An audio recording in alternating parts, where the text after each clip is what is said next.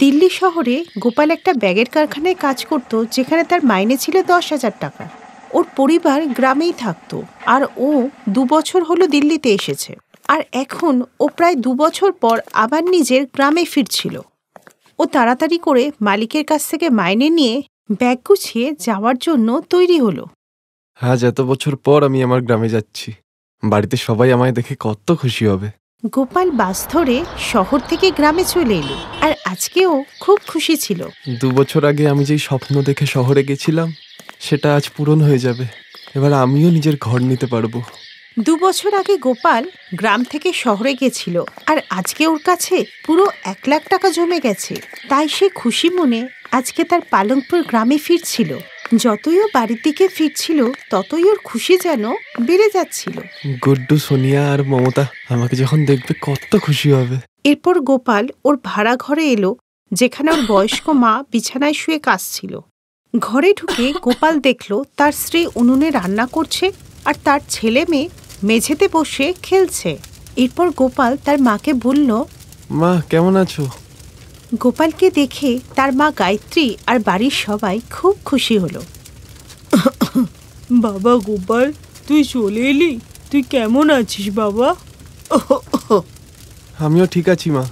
আরে তুমি হঠাৎ করে একটা খবর তো দিতে পারতে। আরে আগে জানিয়ে দিলে তোমাদের মুখের এই হাসিটা কি আমি দেখতে পারতাম বলো? তাই জানাইনি। গুড্ডু আর সোনিয়া দৌড়ে এসে বাবাকে জড়িয়ে ধরল। আরে আমার সোনারা, কেমন আছো তোমরা? এই দেখো, তোমাদের বাবা তোমাদের জন্য টফি, জামা কাপড়, আর মা মমতা তোমাদের জন্য শাড়ি নিয়ে এসেছি। বাবা কত ভালো। তোমার কথা না আমাদের খুব মনে পড়তো বাবা।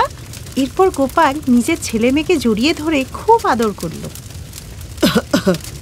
2 বছর লাগলো তোর ফিরে আসতে। তোর কি একবারও বাড়িতে আমাদের জন্য কোনো চিন্তা হতো না? মনে তো খুব পড়ছিল মা, কিন্তু তাড়াতাড়ি চলে আসলে বাড়ি বানানোর টাকা কোথা থেকে জোগাড় করতাম। তাহলে কি তোমার কাছে বাড়ি তৈরির টাকা এসে গেছে গো? হ্যাঁ মমতা, এবার আমাদেরও একটা নিজেদের বাড়ি হবে, যেখানে আমরা সবাই শান্তিতে ঘুমাবো। পরের দিনই গোপাল নিজের বাড়ির মালিকের সাথে দেখা করে, আর তার সমস্ত বকেয়া ভাড়া মিটিয়ে দেয়। তারপর ওর কাছে 70,000 টাকা বাঁচল, যা দিয়ে ও একটা ঘর কিনবে বলে ঠিক করলো। কিন্তু গ্রামে বাড়িগুলোর দাম কম করে 2 থেকে 3 লাখ টাকা করে ছিল। গোপাল অনেক দিন ধরে চেষ্টা করলো, কিন্তু সফল হলো না। তুমি চলে এলে? কোনো বাড়ি পেলে গো? না মমতা, আমার কাছে যা টাকা আছে ও টাকায় কোথাও বাড়ি পাচ্ছি না। আরে নদীর পাশে যে ঘরটা তৈরি হয়েছে সেটা দেখো না একবার। হ্যাঁ তুমি ঠিকই বলছো মমতা, আমি কালকেই গিয়ে ওই বাড়িটা দেখে আসি একবার। পরের দিনই গোপাল ওই নদীর ধারে ঘরটা দেখে এলো।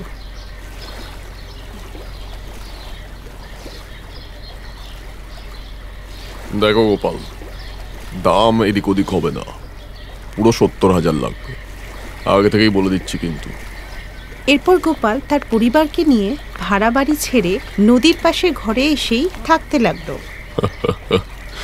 ভালোই বোকা পেলাম একটা, যে বাড়িটা কেউ 30,000 টাকাতেও কিনছিল না, এই মূর্খটা 70,000 দিয়ে দিল। কিছুদিনের মধ্যেই গোপালরা নতুন বাড়িতে চলে এলো। গোপাল বাবা, এখন তো আমাদের নিজেদের ঘর হয়ে গেছে। তুই আর শহরে যাস না, এখানে থেকেই কোনো একটা কাজ দেখে নে। মা একদম ঠিক কথা বলছে গো। হ্যাঁ বাবা, তুমি আর শহরে যেও না। আচ্ছা ঠিক আছে মা, তুমি বলছো যখন যাচ্ছি না। আর পরের দিন থেকেই গোপাল জমিদারের জমিতে 250 টাকা মজুরিতে কাজ করতে লাগলো। সারাদিন কাজ করার পর গোপাল নিজের বাড়িতে এসে পরিবারের সাথে নদীর ঠান্ডা ঠান্ডা হাওয়া খেত। এখন না ওদের কোনো মশা কামড়াতো, না ওদের গরম লাগতো। এইভাবেই কিছুদিন কাটার পর বর্ষাকাল চলে এলো। বর্ষার কারণে গোপাল আর খেতে কাজ করতে যেতে পারল না, তাই সে গত 2 দিন ধরে বাড়িতেই রয়েছে। আর এইভাবেই বৃষ্টির জন্য 2 দিন কেটে গেলে গোপাল বলল, মনে হচ্ছে এই বৃষ্টি আগামী আরো 2-3 দিন তো হবেই। এত সহজে এটা থামবে বলে মনে হচ্ছে না। ঠিকই বলছো গো। এই দেখো, ঘরের দেয়ালগুলো কালো হয়ে গেছে এই উনুনের ধোয়ার জন্য। কিছুদিন যাক, আমি আস্তে আস্তে তোমার জন্য গ্যাস ওভেন নিয়ে আসবো। বাইরে বৃষ্টি অনবরত হয়েই যাচ্ছিল। লাগাতার 3-4 দিন বৃষ্টির জন্য গোপালের বাড়ির পেছনে নদীর জলস্তর অনেকটা বেড়ে যায়, আর বন্যা দেখা দেয়। আর বন্যা আসার ফলে বন্যার জল জানলা দিয়ে ঘরের ভেতরে প্রবেশ করতে থাকে।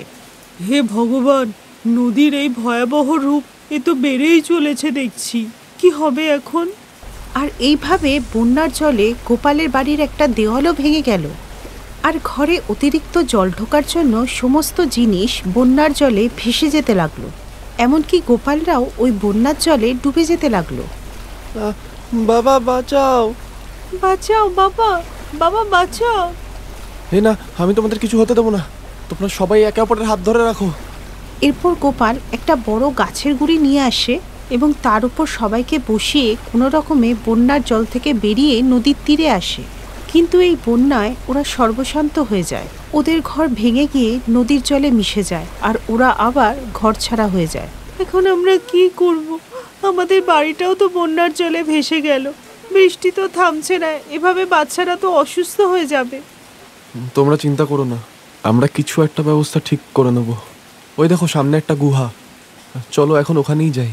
ওরা সবাই মিলে ওই গুহায় চলে গেল। এই বন্যার জল তো আমাদের কাছ থেকে সব কিছু কেড়ে নিল। এত বছর ধরে কষ্ট করে আমি অতগুলো টাকা জমালাম বাড়ির জন্য, কিন্তু এখন সেটাও থাকলো না। আমাদের আর কিছু রইলো না। আর কবে যে অত টাকা আসবে সেটারও কোনো ঠিক নেই। তুমি এত হতাশ হও না গো। এরপর 2-3 দিন ওরা প্রায় না খেয়ে ওই গুহার মধ্যেই ছিল। এরপর বৃষ্টি থেমে গেলে ওরা গ্রামে ফিরে এসে সবার কাছে সাহায্য চায়, কিন্তু সবাই ওদেরকে সাহায্য করতে বারণ করে দেয়। এরপর ওরা হাঁটতে হাঁটতে অন্য গ্রামে পৌঁছে যায়, যেখানে দেখে যে একটা বাড়ি তৈরি হচ্ছে। আর সেখানে ওরা ইট পাওয়ার কাজ পেয়ে যায়। গোপাল আর মমতা প্রথম দিন কাজ করেই 500 টাকা উপার্জন করে। এইভাবে ওরা রোজই 500 টাকা করে রোজগার করে। এরপর গোপাল একটা কুঁড়ে ঘর বানায় আর সবাই মিলে ওখানেই থাকতে লাগে। কিন্তু একদিন ওদের গ্রাম প্রধান ওই গ্রামে আসে আর গোপালকে ওখানে থাকতে দেখে। গোপাল, তুমি এখানে কি করছো? এরপর গোপাল ওনাকে সবটা বলল। ও, এ তো খুব খারাপ হলো তোমার সাথে বাবা। কিন্তু ওই জমিদার তোমার সঙ্গে বেইমানি করেছে। ও তো তোমায় ওই বাড়িটা বেচে দিল, যেটা কেউ কিনতেই চাইতো না, কারণ নদীর পাশে হওয়ার জন্য ওর ভিত প্রচুর কমজোর ছিল। আর ওর দেয়ালগুলো তো একটু বন্যা হলেই ভেসে যেত, আর বৃষ্টি হলেই তো ওই নদীতে বন্যা হয়। তা তুমি যখন বাড়িটা কিনতে যাচ্ছিলে, জমিদার তোমায় কথাগুলো বলেনি? না তো প্রধানবাবু। ঠিক আছে, আমি কালকেই পঞ্চায়েত বসাচ্ছি, আর ওই জমিদারকেও ওখানে আসতে বলছি। তুমি চিন্তা করো না, তোমার টাকা তোমায় আমি ফেরত পাইয়েই ছাড়বো। পরের দিনই গ্রামে পঞ্চায়েত ডাকা হয়, যেখানে গোপালের সাথে জমিদারও ছিল। তুমি এই গরিবকে ঠকিয়েছ। তুমি ওকে এমন বাড়ি বিক্রি করেছো যার বন্যায় ভেসে যাওয়া নিশ্চিত ছিল। আমাদের পঞ্চায়েতের এই মত যে তোমাকে ওর সমস্ত টাকা ফেরত দিতে হবে। গ্রাম প্রধান আর পঞ্চায়েতের ভয়ে জমিদার ভয় পেয়ে যায় আর গোপালের সব টাকাই সে ফেরত দিয়ে দেয়। আর ওই টাকা দিয়েই গোপাল একটা মজবুত বাড়ি বানিয়ে নেয়, আর যেখানে তারা সবাই মিলে খুশিতে বাস করতে লাগে।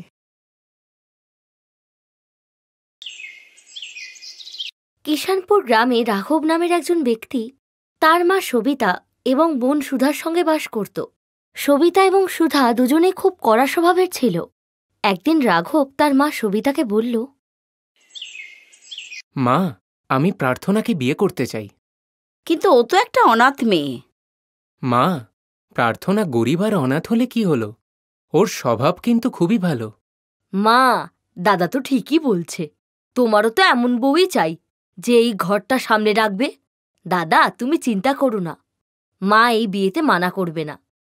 এই না হলে আমার বোন। আচ্ছা, আমি বাজারে চললাম, এসে একসাথে ভালো কিছু খাওয়া যাবে। তুই আমাকে থামালি কেন? একটা গরিব অনাথ মেয়েকে আমি ঘরের বউ করব কি করে? মা, তুমি কিচ্ছু বোঝো না, একটু তো মাথাটা খাটাও। তুমি কবে থেকে বলছিলে না যে এই ঘরের জন্য একটা চাকরানি চাই? তবে ভেবে নাও না, একটা চাকরানি আসছে। কি মজা হবে বলো মা? আমার মেয়ে কত বুঝদার হয়েছে দেখো। আমার মেয়ে আমার মতোই হয়েছে। ঠিক আছে, আসতে দে এই চাকরানিকে বাড়িতে। যদি ওকে ঘাড় ধরে কাজ না করাতে পারি, তবে আমার নাম সবিতাই নয়। এরপর রাঘব প্রার্থনাকে বিয়ে করে নিল। প্রার্থনা খুব সুন্দর মেয়ে ছিল আর তার স্বভাবও খুব ভালো ছিল। না জানি কত স্বপ্ন নিয়ে প্রার্থনা তার শ্বশুরবাড়িতে এসেছিল, কিন্তু সে জানত না যে তার শাশুড়ি মা আর ননদ তার সঙ্গে চাকরানির মতো ব্যবহার করবে। কি হলো মা, খাবার তৈরি করতে এতক্ষণ সময় লাগে? আমাকে তো কাজে যেতে হবে। আমি তো বৌমাকে বললাম যে এখন রান্নাঘরে কোনো কাজ করতে হবে না। ও তো এখনো আমাদের রান্নার ব্যাপারে কিছু জানে না, কিন্তু ও তো জেদ করলো। দাঁড়া, আমি দেখে আসছি। মা, আমি এক্ষুনি আনছিলাম। আপনি এঁচড় রান্না করতে বলেছিলেন, সেটাই কাটতে একটু সময় লেগে গেল। দাও, আমায় দিয়ে দাও, আমি রাঘবকে দিয়ে দিচ্ছি। যাও, ততক্ষণে তুমি ঘরে গিয়ে একটু আরাম করো। কি হলো মা, খাবার তুমি বানিয়েছো? হ্যাঁ বাবা, তোর তো ইঁচড়ের তরকারি খুব পছন্দ না? বৌমা তো রাঁধতে জানে না, তাই আমিই বানিয়ে নিলাম। এই নে বাবা, খা।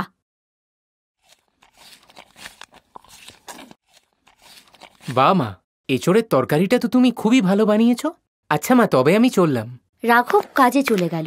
এইভাবেই সুধা আর সবিতা প্রার্থনার নজর এড়িয়ে ওর নামে রাঘবকে মিথ্যে বানিয়ে বলতো। সবিতা আর সুধা তো এরই অপেক্ষা করছিল। তাই রাঘব কাজে বেরিয়ে যেতেই ওরা প্রার্থনার ঘরে ঢুকে বলল, এই যে মহারানী, অনেক আরাম হয়েছে, এবার কাজে লেগে যাও। কিন্তু মা, আমি তো রান্নাঘরের সমস্ত কাজ ছেড়ে ফেলেছি, আর তো কোনো কাজ বাকি নেই। দেখলে মা, কেমন মুখে মুখে তর্ক করছে। মা যেমনটা বলল চুপচাপ তেমনটাই করো। প্রথমে কাপড়গুলো ধুয়ে নাও, তারপর রান্নাঘরে গিয়ে বাসন মাজো। যাও, চলো তো মা, ও সব করে নেবে, নইলে আমরাও জানি কিভাবে করাতে হয়। বেচারি প্রার্থনা সারাদিন ঘরের কাজ করতে লাগলো।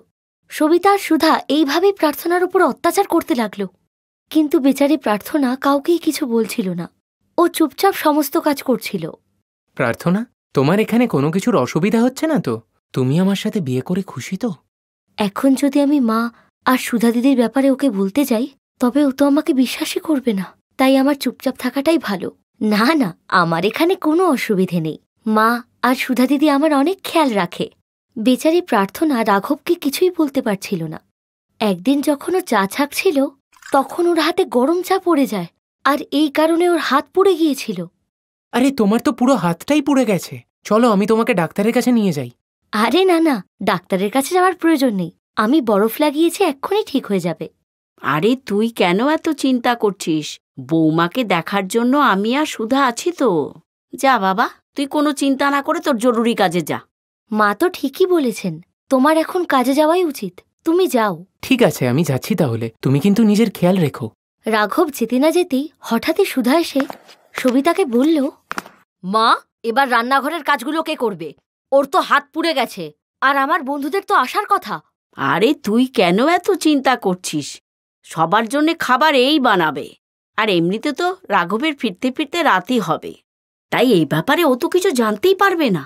আর ও যদি মুখ খোলে তবে তো ভাবতেই পারবে না যে ওকে আমি কি করব। প্রার্থনা কাঁদতে কাঁদতে কাজ করছিল। ও একাই ওর পোড়া হাত নিয়ে সমস্ত খাবার বানালো আর সবাইকে খাওয়ালো। আজ প্রার্থনার হাতের যন্ত্রণার থেকে ওর মনের যন্ত্রণাটা বেশি ছিল। যখন সবিতা, সুধা আর তার বন্ধুদের সঙ্গে খাবার টেবিলে ব্যস্ত ছিল, তখন প্রার্থনা চুপচাপ কাঁদতে কাঁদতে ঘর থেকে বেরিয়ে গেল আর গিয়ে এক নদীর ধারে বসল। আমি কি করব ভগবান, আমার উপরে এত অত্যাচার হচ্ছে, আমি কিচ্ছু বুঝতে পারছি না। আমি আমার কষ্টটা কাকে বলবো? প্রার্থনা যখন কাঁদছিল, ঠিক তখনই নদী থেকে একজন দেবী প্রকট হলেন। তুমি কেঁদো না মা, তোমার দুঃখ আমায় বলতে পারো। আপনি কে? প্রার্থনা, আমি নদীর দেবী, তুমি আমায় মা বলতে পারো। এরপর প্রার্থনা নদীর দেবীকে তার সমস্ত দুঃখের কথা খুলে বলল। সব শুনে দেবী বললেন, প্রার্থনা, এটা জাদুর নদী, তুমি এর জলে নিজের হাতটা ডুবিয়ে দাও। মা, আমার হাতটা একদম ঠিক হয়ে গেছে। তোমায় আর চিন্তা করতে হবে না। আজ থেকে তোমায় যদি কেউ কষ্ট দেয়, তবে সে তোমার অশ্রুর নদীতে ভেসে যাবে। তুমি নিশ্চিন্তে বাড়ি যাও। প্রার্থনা বাড়ি পৌঁছতে পৌঁছতে রাঘবও বাড়ি চলে আসলো। দেখ বাবা রাঘব, ঘরের সব কাজকর্ম ফেলে রেখে ও ঘুরতে চলে গেছে। আমি আর সুধা মিলে সুধার বন্ধুদের জন্য সব খাবার তৈরি করেছি। আমি আর সুধা মিলে বললাম, তোমার হাত পুড়ে গেছে, যাও তুমি গিয়ে বিশ্রাম করো। আমরা কি ওকে কাজ করতে বলেছিলাম যে ও কিছু না বলে চলে গেল? এসব আমি কি দেখছি? তোমার মা আর সুধার সাথে প্রবলেমটা কি?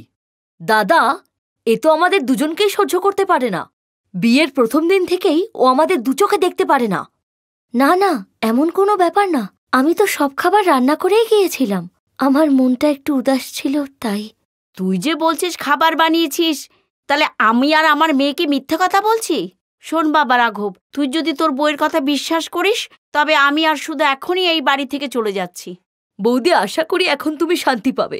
আমাদের মা মেয়েকে ঘর ছাড়া যে করতে পারছো, তোমার তো লজ্জা হওয়া উচিত যে আমাদের উপরে মিথ্যা অপবাদ দিচ্ছ। আমি সত্যি বলছি, এরা আমাকে দিয়ে প্রচুর খাটায়, আর আজও খাবার আমিই বানিয়েছিলাম। এরপর প্রার্থনা কাঁদতে কাঁদতে রাঘবকে সমস্ত কথা বলল।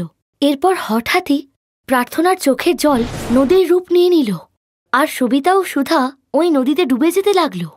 আর সেখানে প্রার্থনার উপরে করা সুধা আর সবিতার অত্যাচারের ছবিগুলো ফুটে উঠতে লাগলো, যা দেখে রাঘব প্রচণ্ড রেগে গেল। বাবা রাঘব, আমি ডুবে যাচ্ছি, আমাকে বাঁচা। দাদা বাঁচাও, এই নদী আমাদেরকে নিয়েই ডুবে যাবে। মা, সুধা, আমি কিন্তু সব দেখে ফেলেছি তোমরা দুজন কিভাবে প্রার্থনার ওপর অত্যাচার করেছো। এখন শুধু ওই পারে তোমাদের বাঁচাতে। বৌমা, আমাদের ক্ষমা করে দাও, আমরা অনেক অন্যায় করেছি, তোমার ওপর অনেক অন্যায় করেছি, আমাদের বাঁচাও বৌমা। বৌদি, আমি তোমার উপর অনেক অত্যাচার করেছি, কিন্তু বৌদি আমি মরতে চাই না, আমায় বাঁচাও। হে নদীর দেবী, এরা যেমনই হোক না কেন, এরা আমার মা সমান শাশুড়ি আর বোন সমান ননদ। আমি এদের হয়ে ক্ষমা চাইছি, আপনি ক্ষমা করে দিন। ঠিক আছে প্রার্থনা, তোমার কথা মতো আমি এদের ক্ষমা করে দিচ্ছি। তুমি সবসময় তোমার পরিবারের সঙ্গে সুখে শান্তিতে জীবনযাপন করো, আমার আশীর্বাদ রইল।